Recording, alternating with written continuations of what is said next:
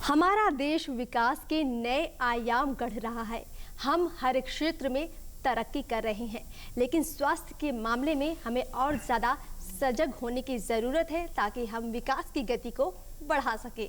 नमस्कार, मैं अर्पिता दूरदर्शन बिहार के हेलो डॉक्टर कार्यक्रम में सभी दर्शकों का बहुत बहुत स्वागत करती हूँ। दर्शकों, आज के अंक में हम बात करने वाले हैं लिम्फेटिक के बारे में। जी हाँ, लिम्फेटिक फाइलेरिया के बारे में, जिसे आप हाथी पांव के नाम से भी जानते हैं।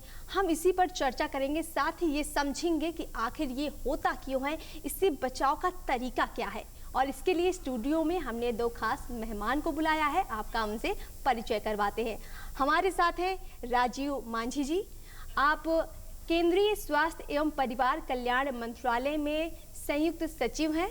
हमारे साथ हैं राजेश पांडे जी, आप स्टेट कोऑर्डिनेटर WHO है। तो आप दोनों का बहुत बहुत स्वागत है हमारे कार्यक्रम में। तो दर्शकों, जैसा कि आप जानते हैं कि हमारा कार्यक्रम फोन इन लाइव कार्यक्रम है, तो चलिए सबसे पहले हमारा फोन नंबर नोट कर लीजिए। हमारा टोल फ्री नंबर है 1800-3456-171। आप फोन उठाइए, नंबर मिलाइए और आपके जितने भी सवाल हैं इस कार्यक्रम में आप रख सकते हैं। यहाँ पर मेहमान मौजूद हैं, कोशिश करेंगे कि हम आपकी समस्या का समाधान इसी कार्यक्रम के जरिए कर पाएं। तो दर्शक हमारे साथ जुड़ेंगे, चर्चा में शामिल होंगे, लेकिन उससे पहले हम चाहेंगे कि सबसे पहले हमारे दर्शक को हम ये बताएं कि आखिर लिम्फेटिक फाइलेरिया यानी कि हाथी पांव है क्या। धन्यवाद। सबसे पहले मैं सभी दर्शकों को नमस्कार करना चाहता हूँ। और अर्पिता जी, जब बात लिम्फेटिक फाइलेरियोसिस की होती है, जैसा कि आपने बताया कि इसे हम हाथी पांव के नाम से जानते हैं, तो ये संक्रमित मच्छर के काटने से होने वाली एक बीमारी है। अब संक्रमित मच्छर के काटने के बाद जो बीमारी होती है उसे जनरल पार्लेंस में हम लिम्फेटिक फाइलेरियोसिस कहते हैं। इसके मैनिफेस्टेशन डिफरेंट होते हैं, कहीं हाइड्रोसिल के शेप में होता है और कहीं टांगों में जो है वो सूजन, इतना सूजन हो जाता है जिसे हम टांग को कहेंगे फूल जाता है, और ऐसी भयावह स्थिति हो जाती है कि लोगों का चलना फिरना दूभर हो जाता है। तो ये एक ऐसी बीमारी है जिससे बचाव करना हमारे लिए बहुत ज़रूरी है। तो लिम्फेटिक फाइलेरियोसिस को अगर हम बाकी लोगों को कहें तो वो शायद हाइड्रोसिल को अलग कर लेते हैं और हाथी पांव को समझते हैं कि वो अलग है, बट लिम्फेटिक फाइलेरियोसिस में ये दोनों चीज़ें आ जाती हैं। भारत के किन किन राज्यों में इसका प्रकोप अधिक है और इसके कारण क्या मानते हैं आप? देखिए, भारत के 20 राज्यों में लिम्फेटिक फाइलेरियोसिस यानी कि हाथी पांव का प्रकोप है। अब 20 राज्यों की जब बात करें तो 20 राज्य जो हमारे हैं वो खासकर कोस्टल एरिया, बीच के जो गंगा बेसिन या उस तरह के जो इलाके हैं, या जहाँ क्यूलेक्स मच्छर, जो मच्छर मुख्य रूप से जिम्मेदार है इसके लिए, वो क्यूलेक्स है। सो जहाँ पे भी क्यूलेक्स का बाहुल्य है, जहाँ भी क्यूलेक्स मच्छर आपको मिलेंगे, वहाँ इसके प्रकोप अधिक हैं। तो भारत के 20 ऐसे राज्य हैं जहाँ पे इसका प्रकोप है, और उसमें हमारे लिम्फेडिमा के केसेस भी बहुत होते हैं, हाथी पांव के केसेस भी बहुत होते हैं। तो दर्शकों, सुना आपने, जैसा कि राजीव जी ने कहा है कि ये बीमारी मच्छर से होती है। आपको ये जानना बहुत ज़रूरी है कि आपके आसपास जो मच्छर है वो आपको ये बीमारी दे सकते हैं। तो आगे हम चर्चा में आपको बताएंगे कि आपको इससे बचना कैसे है। हम आपसे राजीव जी जानना चाहेंगे, राजेश जी आपसे जानना चाहेंगे कि इस बीमारी को लोग जो इसके बारे में नहीं जानते हैं वो भी इसके बारे में जान पाएँ, साथ ही इससे बचने के उपाय क्या क्या है। जी, एक बार फिर से सारे दर्शकों को नमस्कार। आपने बहुत अच्छा प्रश्न पूछा कि ये बीमारी लिम्फेटिक फाइलेरियोसिस, जैसा कि हमारे जॉइंट सेक्रेटरी सर ने भी बताया, लिम्फेटिक फाइलेरियोसिस मच्छर से होती है। तो मच्छर एक वाहक है। मच्छर डायरेक्ट अगर ब्लड ले भी रहा है, लेकिन कोई व्यक्ति अगर इन्फेक्टेड नहीं है फाइलेरिया से, तो फिर वो केवल ब्लड ले जाएगा, लेकिन उसके अंदर अगर फाइलेरिया के परजीवी मौजूद हैं तो वो क्यूलेक्स मच्छर खून के साथ साथ फाइलेरिया के परजीवी को भी ले जाएगा। इसका मतलब ये हुआ कि फाइलेरिया जहाँ पर इसके परजीवी लोगों के अंदर हैं और जहाँ पर इस तरह के मच्छर मौजूद हैं, अगर ये दो चीज़ें मौजूद हैं तो इसका ट्रांसमिशन होता रहेगा। अब इस ट्रांसमिशन को अगर रोकना हो, यानी कि इसके प्रसार को रोकना हो, तो उसका एक बहुत सरल सा उपाय है कि हम एक ख़ास तरह की दवा, जिसके बारे में हम आगे चर्चा करेंगे, वो एक ख़ास तरह की दवा वर्ष में एक बार, वो भी सरकारी सिस्टम में हमारे फ्रंट लाइन वर्कर, जो हमारी आशा बहनें हैं, जो आंगनवाड़ी हैं, वॉलंटियर्स हैं, वो टीम बनाकर ख़ास दिनों में घर घर पर वो छोटी छोटी 2 प्रकार की या 3 प्रकार की दवाएं अपने सामने खिलाते हैं। एक बार खाना है साल में। ऐसा अगर वो खाते रहें तो कम से कम 5 साल तक अगर इस तरह की दवाएं उनके पेट में चली जाएं तो ट्रांसमिशन रुक जाएगा। बचाव ही इसका सबसे बड़ा उपाय है, क्योंकि जिसको हाथी पांव हो गया तो हाथी पांव होने के बाद अब उसको हम ये एक जो साल भर में दवा खिलाते हैं वो हम खिलाएंगे, लेकिन वो दवा उसके उस हाथी पांव को नहीं रोक पाएगी। हाथी पांव के लिए दूसरे उपाय किए जाएंगे। इसलिए हाथी पांव न होने दिया जाए, हाइड्रोसील न होने दिया जाए। 85% हाइड्रोसील फाइलेरिया के एंडेमिक एरिया में फाइलेरिया के कारण होते हैं। तो ये सारी चीज़ें अगर की जाएं तो इसका बचाव भी हो सकता है। जी, एक दर्शक हमसे बातचीत करना चाहते हैं। बहुत बहुत स्वागत है आपका कार्यक्रम में। सबसे पहले अपना नाम बताइए। शशि भूषण सिंह, हाजीपुर से बोल रहे। नाम क्या है आपका? शशि भूषण सिंह। माफ कीजिए, आपकी आवाज़ हम तक नहीं पहुंच पा रही है। आप दोबारा कोशिश कर सकते हैं। मैं आपसे राजेश जी इसी पर एक अगला सवाल लेना चाहूँगी। जैसा कि आपने बताया कि बचाव ही इसका उपाय है। जैसा कि हम जानते हैं कि पोलियो से बचने के लिए हमें पोलियो ड्रॉप लेनी होती, क्या ये बिल्कुल वैसा ही है? अगर हम सरल भाषा में कहें तो इसको जैसे MDA कहा जाता है, मास ड्रग एडमिनिस्ट्रेशन, जिसको शुद्ध भाषा में कहा जाए अपनी लोकल भाषा में सर्वजन दवा सेवन। इसका एक टेक्निकल नाम भी है, उसका नाम है प्रिवेंटिव कीमोथेरेपी। तो प्रिवेंटिव कीमोथेरेपी यानी एक ऐसी दवा जो प्रिवेंशन करती है। तो इसका मतलब ये हुआ कि हम एक साथ उस इलाके के सारे लोगों को हम दवा इसीलिए खिलाते हैं कि जिनको इन्फेक्शन है और जिनको नहीं है, उन दोनों लोगों के अंदर से इन्फेक्शन है तो वो मर जाए ताकि इन्फेक्शन ख़त्म हो जाए, और जिनके अंदर नहीं है उनके अंदर भी कोई संभावना न रह जाए। इसलिए हम ये सर्वजन दवा सेवन कराते हैं। तो पोलियो से एग्जैक्टली अगर हम ये कहें कि हाँ, समझाने के लिए ज़रूर कह सकते हैं कि हाँ, पोलियो प्रोग्राम से ही मिलता है। पोलियो में भी हम पोलियो को प्रिवेंट करते हैं कि ना होने पाए। इसमें भी हम अगर दवा खाएंगे तो फाइलेरिया नहीं होगी, वो प्रिवेंट होगा। एग्जैक्टली। मैं आपसे इसी प्रश्न को आगे लेना चाहूँगी कि आप क्या सलाह देंगे दर्शकों को? कैसे एक दर्शक हमसे जुड़ना चाहते हैं, पहले उनसे बातचीत कर लेते हैं। जी, बहुत बहुत स्वागत है आपका कार्यक्रम में। नाम क्या है आपका? जी बताइए, क्या प्रश्न है आपका? मेरी माँ को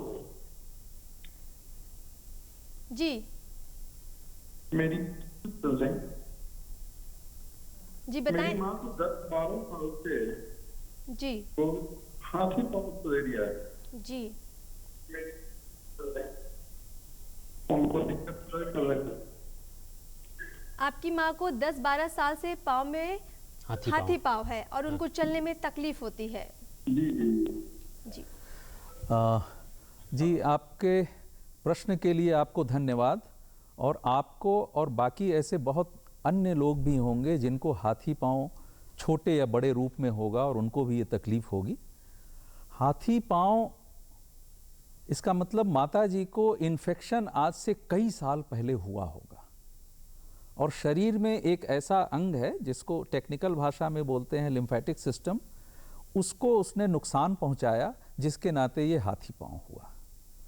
अब ये हाथी पाँव किस लेवल पर है, यानी किस स्थिति में है, वो देखने पर उसको बताया जा सकता है। लेकिन अगर मैं आपको समझाऊं कि रात में सोने पर, सुबह उठने पर भी अगर उनका पैर फूला ही रहता है, उनको बीच बीच में फाइलेरिया के अटैक होते हैं। फाइलेरिया के अटैक का मतलब ये हुआ कि उनको बुखार होता है, पैर लाल हो जाता है, पैर में बहुत ज़्यादा दर्द होता है, जाड़ा लगता है। ऐसी चीज़ें अगर बीच बीच में हर 15 दिन, 20 दिन, 1 महीने, 2 महीने पे कभी होती हैं, इसका मतलब ये है कि उनका फाइलेरिया का जो हाथी पाँव है ये एक उस स्टेज पे है जहाँ पर कि अब उसमें इन्फेक्शन भी हो रहे हैं। तो इसका बहुत सरल उपाय है, और वैसे सारे जो हमारे जेएस सर ने बताया कि 20 प्रदेशों में हर प्रदेश में इसकी एक क्लिनिक खोली जा रही है। क्लिनिक एमएमडीपी क्लिनिक बोलते हैं, बिहार में उसको और सरल कर दिया गया, उसको फाइलेरिया क्लिनिक नाम दे दिया गया। तो फाइलेरिया क्लिनिक में आप एक बार उपाय कैसे करेंगे वो भी एक बार सीख लेंगी अगर माता जी, तो वो कर सकती हैं। वैसे मैं 2-3 लाइनों में ये बता दूं कि जब उनको बहुत ज़्यादा दर्द हो तो पहला काम तो ये करें, ठंडे पानी में, मतलब बर्फ का पानी नहीं, सादे ताज़े पानी में किसी गमछे को या किसी तौलिया को, किसी साफ कपड़े को भिगोकर निचोड़कर उस पैर में बांध लेंगे, और जब वो फिर से गर्म हो जाए पैर के टेम्परेचर से तो फिर से निचोड़ के फिर से इस तरह से 15-20 मिनट करेंगे, उनका पेन कम हो जाएगा। कुछ उपाय और हैं, उन उपाय के लिए उनको नज़दीकी स्वास्थ्य केंद्र में जाकर वो एक बार सीख लेंगे। बहुत सरल उपाय हैं। शुरू में ऐसा लगेगा कि ये उपाय क्या काम करेंगे, पैर को धोना है, साबुन से कैसे कैसे सुखाना है, लेकिन 2 से 3 महीने अगर उनका फॉलो अप कर लिया जाए तो उनके अटैक्स, जो फाइलेरिया अटैक है वो घट जाएगा। उनकी जो स्किन की कंडीशन है वो थोड़ा सा अच्छी हो जाएगी, उनका पैर पहले से थोड़ा हल्का लगने लगेगा और उनकी क्वालिटी ऑफ लाइफ इम्प्रूव करेगी। धन्यवाद। अगला प्रश्न आपसे है राजीव जी मेरा, भारत सरकार की तरफ से क्या कुछ कार्यक्रम चलाए जा रहे हैं, आम जन को कैसे जागरूक किया जा रहा है, इसके बारे में हमारे दर्शकों को बताइए। बिल्कुल। अभी जैसा कि आप सुन रहे हैं, बहुत से लोगों को भारत में जो है, बहुत से लोग हाथी पांव के शिकार हो चुके हैं और अब इसे हमें रोकना है।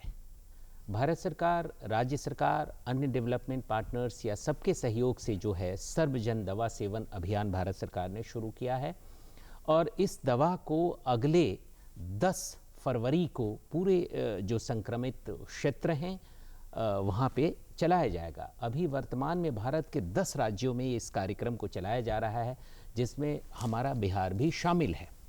अब ज़रूरी है कि 10 फरवरी को सभी लोग आगे बढ़ चढ़ करके, जो हमारे स्वास्थ्य कर्मी आपके यहाँ दवा लेकर आएंगे उसे ज़रूर सेवन करें, उसका ज़रूर सेवन करें, दवा खाएं और भविष्य में ये बीमारी आपको ना हो। जैसा कि डॉक्टर साहब ने बताया कि अगर किसी एक व्यक्ति के अंदर भी संक्रमण रह जाता है, इन्फेक्शन रह जाता है और उसने दवा नहीं ली, और उसके बाद क्या होगा कि अगर मच्छर जो है उसको काटता है, उससे माइक्रोफाइलेरिया ले जाएगा और दूसरे को, जिसको नहीं है, उसको भी दे जाएगा।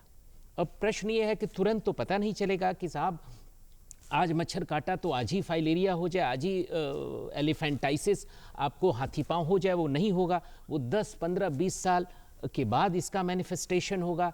तो ज़रूरी है सबके लिए कि इस दवा का सेवन आप करें और फाइलेरिया जैसे गंभीर बीमारी से अपना बचाव करें, अपने लोगों का बचाव करें। बिल्कुल। तो जैसा कि राजीव जी ने कहा है कि 10 फरवरी को सर्वजन दवा सेवन का जो अभियान है, इसमें आप ज़रूर अपनी सहभागिता दिखाएं। कोई भी व्यक्ति छूटे नहीं, क्योंकि अगर आप छूट गए तो ये जो बीमारी है ये जड़ से ख़त्म नहीं होगी। हमें इसे रोकना है और ख़त्म करना है तो दवा का सेवन ज़रूर करना है। राजीव जी, आपसे ही मेरा अगला प्रश्न है, मान लेते हैं कि कोई व्यक्ति किसी भी कारण से छूट जाता है, 10 तारीख को दवा नहीं ले पाता है, तो उसे कैसे दवा मिलेगी, कहाँ जाना पड़ेगा उसे? बिल्कुल, बहुत अच्छा प्रश्न है। इस पे थोड़ी सी चर्चा डॉक्टर साहब ने भी करी थी कि अगर 10 फरवरी को किसी कारणवश, जैसे हमने सारे स्कूल्स को निर्देश दिए हैं विद्यालयों को कि जब आपके यहाँ विद्यार्थी आते हैं तो उन्हें वहीं खिलाएं, क्योंकि शुक्रवार का दिन है, हो सकता है कि बहुत से बच्चे घर पे ना हो, स्कूल्स में हो, तो वो कार्यक्रम भी रखा गया है। किसी कारणवश, जैसा कि आपने प्रश्न किया, किसी को दवा नहीं मिली, तो ये ज़रूरी है कि आप अपने नज़दीकी स्वास्थ्य केंद्र पर जाएं और जा कर के दवा ज़रूर ले लें। हो सकता है कि दूसरे दिन भी आपके यहाँ स्वास्थ्य कर्मी आएंगे और आपको खिला जाएंगे, पर किसी कारणवश, जैसा कि आपने प्रश्न किया, अगर ये छूट जाता है तो आप ज़रूर खाएं। और दवा देने के बाद इसमें सावधानी जो है वो 3 बरतनी है। 3 लोगों के लिए आप दवा जो है नहीं खिलाएं। एक तो जो बच्चे 2 वर्ष से कम के हैं, या ये जो गर्भवती बहनें हैं वो न खाएं, और जो गंभीर बीमारी से, जैसा कि डॉक्टर साहब इस पे और भी कोई प्रश्न होगा तो बताएंगे, जो गंभीर बीमारी से ग्रसित हैं, ये 3 लोगों को छोड़कर बाकी सबको खाना चाहिए, ताकि आने वाले समय में हम अपने देश को फाइलेरियोसिस जैसे बीमारी से, लिम्फेटिक फाइलेरियोसिस बीमारी से बचा सकें, और हम इसका उन्मूलन करना चाहते हैं कंप्लीटली, इसको जड़ से खत्म करना चाहते हैं। कई लोग ऐसे भी हैं जो दवा के सही होने पर भी प्रश्न उठाते हैं, तो ऐसे लोगों के मन से संदेह को आप कैसे दूर करेंगे, क्या आप उनको कहना चाहेंगे? जी हाँ, अक्सर ये होता है कि अरे भाई ये तो घर घर दे रहे हैं, सरकारी दवा है, कैसे खाएं, क्या करें। और उसी सबसे बड़ी बात कि ये भरोसा जगाना होगा। इसका मतलब ये हुआ कि अगर हमारे पास कोई भी वस्तु है तो उसके लिए डिमांड जनरेट करनी होगी। तो उनको ये बताना होगा, हमारे पास जो डिब्बा है वो जिसमें एल्बेंडाजॉल है, वो क्लियर कट उनके सामने वो देख सकता है कि वो वर्ल्ड की जो 2-4 बेस्ट कंपनीज हैं उनमें से उसकी है। दूसरा, जो गवर्नमेंट ऑफ इंडिया से जो डीसी आ रही है, जो आइवरमेक्टिन आ रही है, तो वो सारी चीज़ें उनके साथ में हैं। अगर ऐसा कुछ है तो वो उनको दिखाया जा सकता है, नंबर 1। लेकिन पहली बात मेरी वो सबसे आवश्यक है कि वो भरोसा जगाना, और वो भरोसा जगता है जब हम जागरूकता अभियान, और ये केवल स्वास्थ्य विभाग का प्रोग्राम न रह जाए, और मैं सर की बात को कह रहा हूँ कि ये जन जन का प्रोग्राम हो जाए। हर व्यक्ति और हर ऑर्गेनाइजेशन और हर संस्था, हर डिपार्टमेंट इसमें इन्वॉल्व हो। जैसे कि कई बार होता है, हम देखते हैं कि हम कई तरह की दवाइयाँ खाते हैं तो उसके बाद हमारे शरीर में कुछ अजीब से लक्षण भी नज़र आते हैं, किसी को चक्कर आता है, किसी को पसीना आता है। क्या ये दवा लेने के बाद भी कुछ ऐसे लक्षण नज़र आएंगे, या इस दवा बिल्कुल सुरक्षित है, ऐसा कुछ नहीं है? ये अभी तक के जितने सवाल हैं उसमें से एक बहुत महत्वपूर्ण सवाल है, और इसका उदाहरण मैं बिना जिले का नाम लिए मैं लेता हूँ कि एक जिला है जिस जिले में जब बहुत अच्छे से कंज्यूम कराई गई दवा, वास्तव में खाया, तो कुछ लोग ऐसे निकले जिनको कुछ देर के लिए मितली महसूस हुई, वॉमिटिंग महसूस हुई, या बुखार आया कुछ लोगों को। ये वास्तव में ये एक पॉजिटिव चीज़ है कि उनके अंदर माइक्रोफाइलेरिया यानी फाइलेरिया का परजीवी मौजूद था, और इस दवा के असर से वो बहुत तेजी से मरना शुरू हुआ। उस इफेक्ट से ऐसा होता है। अब इसको इसको अगर हम पॉजिटिव, इस माध्यम से भी मैं कहना चाहूँ कि ये एक पॉजिटिव चीज़ है। उसके लिए रैपिड रिस्पांस टीम बनी हुई है जो उसको हैंडल करेगी, लेकिन घबराना नहीं है कि ये कोई बहुत ख़राब चीज़ हो गई। इट मीन्स कि उस व्यक्ति ने ये दवा शायद अपने जीवन में पहली बार खाई, हर बार वो दवा रख लेता था कहीं, वो खाता नहीं था। तो ये जो रिएक्शन है, ये एक तरह से रिएक्शन नहीं है, ये उसके इन्फेक्शन को ख़त्म करने का एक साइन है। आपसे भी मैं इसी बारे में जानना चाहूँगी कि जो हमारी दवा है, हमारी कोशिश यही है कि हर एक आम व्यक्ति इस दवा का सेवन करे। आप किस तरह से लोगों को मन से ये भ्रांति हटाएंगे कि कोई भी ऐसी दवा जो है आपके शरीर को नुकसान पहुंचा सकती है या आपके स्वास्थ्य को खराब कर सकती है, ये आपके लिए बहुत बेहतर है, आप उनको कैसे समझाएंगे? बिल्कुल, जैसा कि अभी डॉक्टर साहब ने बताया कि एक दो इक्के दुक्के ऐसे मामले आ जाते हैं जहां लोगों को साधारण से कुछ परिवर्तन नज़र आते हैं, और वो इसलिए भी होता है कि आप जो है उनके अंदर माइक्रोफाइलेरिया जो है उसकी प्रेजेंस थी और उसके वजह से हुआ। तो ये एक सकारात्मक बात है। जहाँ तक इस दवा के लिए बृहद स्तर पे जो रिसर्च है, जो एविडेंस है, वो कोई इन दवाओं का कॉन्ट्रा इंडिकेशंस कुछ इस तरह का नहीं मिला है। तो रिसर्च को अगर आप देखें और जो डेटा अवेलेबल है उसको अगर आप देखें तो हम आपको आश्वस्त कर सकते हैं कि ये सुरक्षित दवाएं हैं। और 3 दवाओं की जो बात हुई है, डॉक्टर साहब ने जो 3 दवाओं की बात करी, कुछ ज़िले में हम 2 ही दवा खिला रहे होंगे, डीसी और एल्बेंडाजोल, और कुछ ज़िले में 3 खिला रहे हैं। उसके हमारे वैज्ञानिक कारण हैं क्यों हम खिला रहे हैं। इस वजह से उन कारणों की वजह से हम वहाँ पे खिलाया जा रहा है। वहाँ माइक्रोफाइलेरिया के प्रेजेंस और बहुत सारी चीज़ों को देख के खिलाया जा रहा है। तो इस पर बहुत विस्तृत रिसर्च करके और तब आपके पास दवाइयाँ लेके लोग आ रहे हैं। तो आपके लिए बिल्कुल सुरक्षित है और आप सेफ हैं इन दवाइयों से, और इससे केवल आप अपना भला नहीं कर रहे हैं, पूरे देश का भला कर रहे हैं। कल हम विश्व में जब हमारे मामले कम होंगे तो हमारे लिए भी गर्व की बात होगी और हमारे ऊपर जो इतना बर्डन है इस बीमारी का, ये भी कम होगा। बिल्कुल। तो हमारे दर्शकों को आप ये भी बताइए कि क्या ये दवा पूरी तरह से निःशुल्क है, और अगर ये निःशुल्क है तो कहाँ कहाँ उन्हें ये दवा उपलब्ध हो सकती है, यानी नज़दीकी स्वास्थ्य केंद्र में क्या उन्हें ये दवा मिल सकती है? ये बड़ा अच्छा प्रश्न आपने किया। ये दवा भारत सरकार के द्वारा निःशुल्क दिए जा रहे हैं। ये निःशुल्क दवा है, दी जा रही है, और आप कहीं भी अपने नज़दीकी स्वास्थ्य केंद्र पे चले जाएं, आपको ये दवा निःशुल्क दी जाएगी। बिल्कुल। कोई इसके लिए कहीं कोई चार्ज नहीं किया जाएगा। हालांकि ऐसी स्थिति कहीं कुछ रिपोर्ट आए थे कि कुछ लोग निर्धारित समय में दवा नहीं ले पाए, तो कुछ ऐसे परिवार के लोग थे जो उन्होंने खरीद के मार्केट से खाया था। तो ये बहुत बड़ी बात है। लेकिन अभी हमारे पास इतना स्टॉक है कि जितनी पॉपुलेशन है उसके हिसाब से हमने स्टॉक कर लिया है।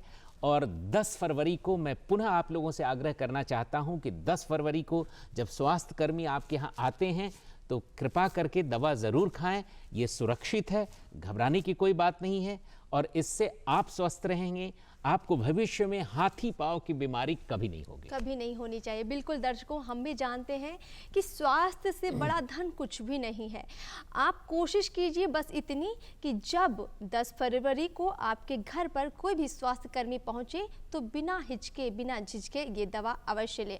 और साथ ही साथ इस बात का भी ख्याल रखें कि अभी तो मौसम सर्दियों का चल रहा है, लेकिन 2-3 महीने बाद बरसात भी आ जाएगी। गर्मी के बाद जैसे ही बरसात आएगी मच्छरों का प्रकोप बढ़ जाएगा। तो हम आपसे राजेश जी जानना चाहेंगे कि जैसे हम मच्छर की पहले भी चर्चा कर चुके हैं कि मच्छरों से ये कहीं ना कहीं बीमारी उत्पन्न होती है हमारे शरीर में, तो क्या हम मच्छरों पर कंट्रोल करके किसी तरह से उनको कम करके भी इस बीमारी से बच सकते हैं? उसके क्या कुछ उपाय किए जा सकते हैं अगर कोई व्यक्ति खुद से करना चाहे? इसकी जो स्ट्रेटजी है कि ट्रांसमिशन को रोका जाए, तो एक स्ट्रेटजी जिस पे चर्चा हो चुकी कि 10 फरवरी को हर घर में हमारी टीम जाएगी और ये बेस्ट अपॉर्चुनिटी है कि वो दवा खाएं और ट्रांसमिशन रुके।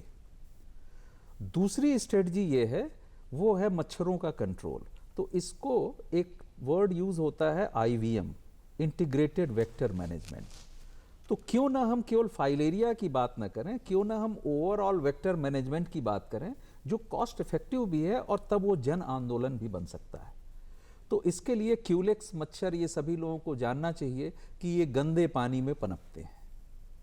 तो गंदे पानी में पनपते हैं, इसका मतलब कि गंदे पानी को, ये तो सिंपल सा उपाय है कि गंदे पानी को अपने घर के आसपास न रहने दें, इकट्ठा ना होने, उसको इकट्ठा ना होने दें। अगर ऐसा कुछ है तो कुछ ऐसा उपाय करें जिससे कि वो वहाँ पर गंदा पानी न रहने पाए। और कुछ हैं, लार्वा को थोड़ा मिट्टी का तेल डालते हैं और कुछ इस तरह के उपाय करते हैं। ये तो हो गया जो आप घर के बेस पे कर सकते हैं। इसके अलावा भारत सरकार और स्टेट सरकार इसने इस तरह के वेक्टर मैनेजमेंट के लिए बहुत सारे टेक्निकल बहुत सारी चीज़ें हैं, जिसमें इंडोर रेजिडुअल स्प्रे है, जिसमें ओपन फॉगिंग भी करते हैं जो कि टेम्परेरी एडल्ट को मारता है। अगर एडीज की बात करें जो कि डेंगू के लिए है, तो साफ पानी के लिए, ये सभी लोग जानते हैं कि साफ कलेक्टेड वाटर में है। तो आज सबको ये भी जान लेना चाहिए कि क्यूलेक्स वो गंदे पानी में पनपता है। मैं डॉक्टर साहब की बात का समर्थन करते हुए 3 बातें बताना चाहूँगा कि देखिए, इसके लिए हमारा एक national centre for vector borne disease control है, केंद्रीय स्तर पर इसके लिए कार्य करता है, पूरे देश में कार्य करता है। जैसा कि डॉक्टर साहब ने बताया कि उसके लिए जो है हम वेक्टर कंट्रोल, जो बहुत सारे तरह के मच्छर हैं उन पे नियंत्रण होना बहुत ज़रूरी है। मेरा आग्रह सभी दर्शकों से रहेगा कि वो कोई किसी भी प्रकार का मच्छर हो, आप उससे बचाव के लिए सोचें। आप कोशिश करें कि पूरे शरीर को ढकने वाले वस्त्र हमेशा पहनें ताकि मच्छरों से बचाव हो। आप कोशिश ज़रूर करें कि घर में मच्छरदानी का प्रयोग करें। गर्मी हो चाहे आपको लगता है हम मच्छरदानी हटा देते हैं, पर कृपया ध्यान रखें कि आप कितनी बीमारियों को न्योता दे रहे हैं कि अगर मच्छर आके काट ले तो आपको बहुत तरह की बीमारी हो सकती है। और तीसरी बात जो डॉक्टर साहब ने बताई, मैं सप्लीमेंट कर रहा हूँ डॉक्टर साहब की बात को, कि हमारे यहाँ क्या होता है, इंडोर रेजिडुअल स्प्रे भी होता है। वेक्टर कंट्रोल में जहाँ पानी जमा है वहाँ भी छिड़काव कराए जाते हैं, इंसेक्टिसाइड्स का प्रयोग होता है। और आप अपने म्यूनिसिपैलिटी को बता सकते हैं, अपने संबंधित जो भी संस्थान है सरकारी, वहाँ भी बता सकते हैं। उनके माध्यम से भी हम या तो डीडीटी हो या जैसी ज़रूरत हो सिंथेटिक पैराथाइड हो, जो भी हो हम करते हैं। तो ये सारी चीज़ें करते हैं, पर आप जागरूक बने, आप बताएं जा करके, पर स्वयं सावधानी बरतनी है, आपको ध्यान रखना है कि मच्छर के काटने से आप बचाएं अपने आप को। ये बहुत ज़रूरी है, और मच्छरदानी का प्रयोग ज़रूर करें। ज़रूर करें। तो बार बार हमने दो बातों का जिक्र आपके सामने किया। पहली ये कि सर्वजन दवा सेवा अभियान, यानी कि फाइलेरिया से बचने का, हाथी पाँव से बचने के लिए जो एक दवा खिलाई जा रही है उसको ज़रूर खाना है। और दूसरी बात कि मच्छरों से बचाव करना है। मौसम कोई भी हो, मच्छर अगर आपके आसपास है तो आप बीमार पड़ सकते हैं, इसलिए मच्छरों से कैसे सुरक्षित रखना है आपको हमने इस कार्यक्रम में बार बार बताने की कोशिश की है। अब आपको ध्यान देना है कि आप क्या अपने हिसाब से उपाय कर सकते हैं। आपसे ही मैं अगला प्रश्न लेना चाहूँगी। हम देखते हैं कि आसपास पानी जमा हो जाता है, तो जैसा कि आपने राजेश जी ने भी बताया कि कई लोग तेल डालते हैं उसमें, लेकिन क्या ये सब तरीके सुरक्षित है? जैसे कि आसपास पानी में तेल डाल देना, क्या इससे ये मच्छर मर जाता है, या इस मच्छर को मारने के लिए कुछ अलग तरह की दवा इस्तेमाल में लाई जा सकती है? अभी तेल पे आपने चर्चा की, तो केरोसिन एक्चुअली वो उसके जो लार्वा हैं वो डूब जाते हैं, जिससे कि उनको ऑक्सीजन नहीं मिल पाती और उनकी डेथ हो जाती है। तो जो गंदा पानी है उसमें एक टेम्परेरी ये लोकल उपाय जो घरों के लिए ये उनको बताया जाता है। कुछ मछलियाँ ऐसी होती हैं, गम्बूशिया फिश होती है, एक बारबडोस फिश होती है, इसको भी पाला जाता है और इसको पाल के इस तरह के पानी में डाल देते हैं। ये लार्वा को ही खाती हैं, इस तरह के लार्वा को। ये कुछ छोटे छोटे उपाय हैं।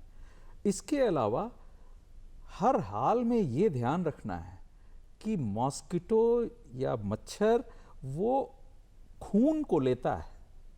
अगर हमारे ब्लड में वो पर्टिकुलर किसी भी रोग का वो ऑर्गेनिज्म या वो परजीवी नहीं होगा तो वो शायद ब्लड ले जा सकेगा, लेकिन वो परजीवी नहीं ले जा सकेगा। तो मैं एक बार फिर से उसी पे फोकस करूंगा कि ट्रांसमिशन को रोकने के लिए घर घर में जो टीम जाएगी उससे दवा जरूर खिलवाएं, कि अगर मच्छर भूले भटके कहीं काट भी लिया तो भी वो फाइलेरिया के परजीवी को ना ले जा पाए किसी के पास। और दवा पेट में जानी चाहिए, किसी भी हाल में दवा ऐसा ना हो कि हम बाद में खाएंगे। तो अगर किसी ने खाली पेट उस टाइम है तो वो दवा न खाएं। हमारी आशा बहन उनसे टाइम ले लेंगी कि जब वो खाना खा लेंगे रिविजिट करके दोबारा उनको दवा सामने ही खिलाएंगी। तो मैं उस वेक्टर को फिर से इधर ले आ रहा हूं कि वो तो करना ही है, लेकिन ये बहुत आवश्यक है कि ट्रांसमिशन को रोका जाए। बिल्कुल। कई बार हम देखते हैं कि जो लोग इससे पीड़ित हैं उनके लिए तो बहुत तकलीफ की बात है ये।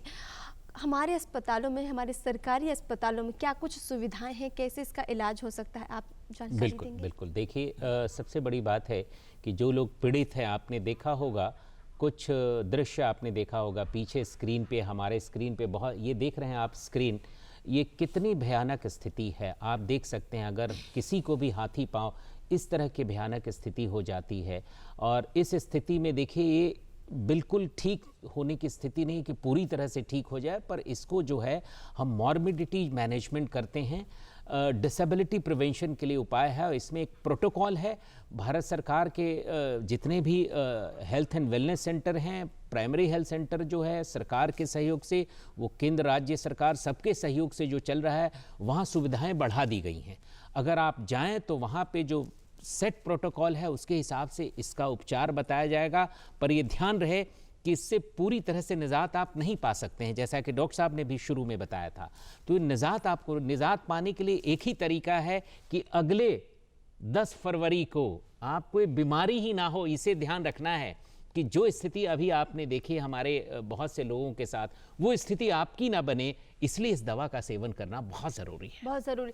तो हमने दर्शकों को तस्वीरों के ज़रिए दिखाया कि ये बीमारी कितनी गंभीर है, और साथ ही साथ हमारे पास वक्त बहुत कम बचा है, लेकिन हम एक छोटा सा बिल्कुल आपसे सवाल ले लेंगे। राजीव जी, हमारे देश में तो हमने देखा स्थिति, विश्व में भी ये बीमारी है, कितने देशों में है? बिल्कुल, ये अक्सर प्रश्न आता है।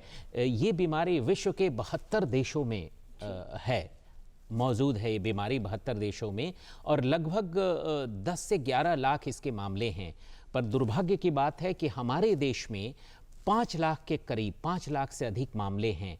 तो ये आप सोच सकते हैं कि हम पूरे विश्व के 50% जो बर्डन है 50% बर्डन को हमारे पास है, हमारे देश के ऊपर है। तो इसलिए हमें ज़रूरी है, मैं आपके माध्यम से, दूरदर्शन के माध्यम से सबसे आग्रह करना चाहूँगा कि इस बीमारी को हमें घटाना है और सर्वजन दवा सेवन जो है 10 फरवरी को, और इसे बल्कि अगले 10 दिन तक भी आपको दवाइयाँ मिल सकती है। आप सब लोग इसका सेवन ज़रूर करें और इसका भागीदार बने। चलिए, वक्त हो चुका है हमारे दर्शकों से विदा लेने का। आप दोनों का बहुत बहुत शुक्रिया, आप हमारे कार्यक्रम में आए, आपने हमारे दर्शकों को जागरूक किया। तो दर्शकों, अभी तो हम आपसे विदा लेते हैं, लेकिन इस वादे के साथ कि 10 फरवरी को आप इस अभियान में ज़रूर शामिल होंगे और ये जो हाथी पाँव जैसी बीमारी है इसको कोसों दूर रखेंगे अपने आप से और दवा ज़रूर लेंगे। फिलहाल इस कार्यक्रम में हमें दीजिए इजाज़त। नमस्कार।